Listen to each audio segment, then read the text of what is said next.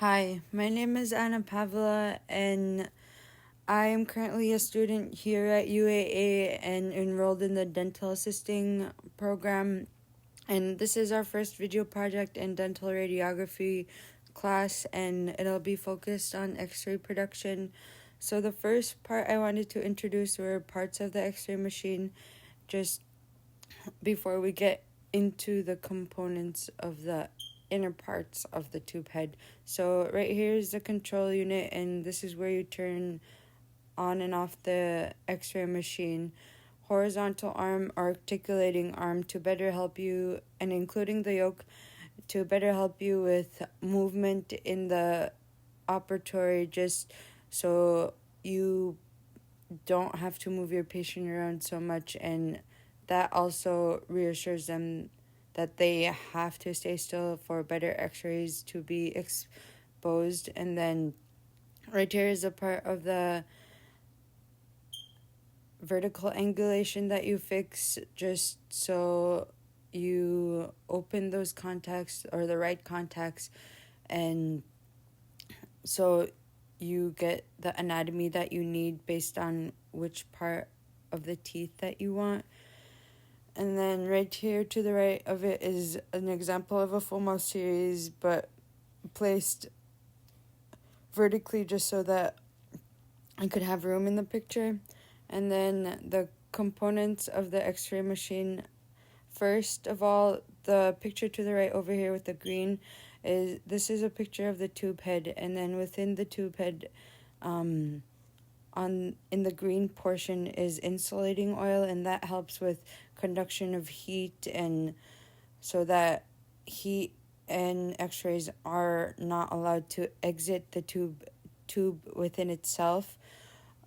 And then over here, I'm going to explain about the tube. And the tube over here is within this whole portion is where the x-ray is being produced, and based on where it's at over up here or closer, it's based on like if it's a 16-inch PID or 8-inch PID, just so you have the right distance from the patient to the x-ray machine. And number 18 over here is a glass envelope that is lead lined, and that prevents electrons from escaping once they are being created over here, and that's on the cathode side. And the cathode side is where negative electrons are being created with the help of this molybdenum electronic focusing cup, which helps it focus in like a pencil-like beam structure. And then this tungsten filament over here is where heat is produced in order to create those electrons, and once enough electrons are created, there's an electron cloud that ends up being shot at towards the tungsten target on the focal spot, which is angled at a 45-degree angle, and it's all part of the anode side, which is a positive electrode. And this part is the copper stem and the tungsten target, which all help with dissipating of heat. And once it hits this focal spot on the tungsten target, this is where x-rays are produced, and less than 1% of all of the energy being produced is the x-rays, and then the other 99% is lost in heat. And the only spot in this whole glass envelope that is unleaded is right here, just because we need those x-rays to exit the tube head in order to create our image and expose the patient. And in order for us to create those x-rays that we need to filter out the long and lazy wavelengths, just because those long and lazy wavelengths will not expose the patient right at the right intensity as the filtration would, and filtering it out makes it a lot stronger. And where they are placed is over here, right like in line with the unleaded glass tube window, and then it'll exit through the oil and then the tube head seal, and then pass through aluminum discs, and in order to constrict that beam a little bit more or restrict it a little bit more is using lead collimators while also filtering out those long and lazy.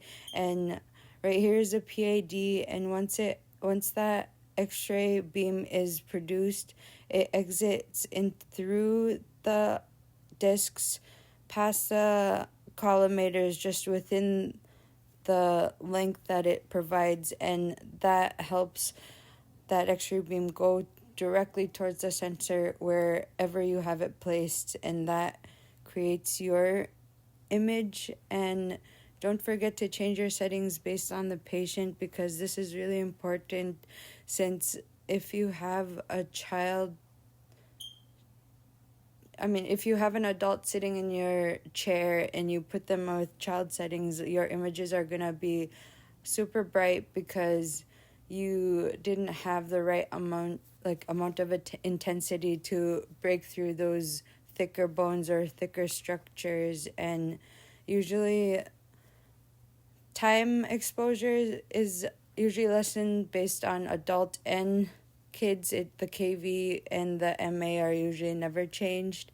And remember to double check that your sensor is not put on backwards, so that you aren't exposing your patient for nothing. But that's all. Thank you.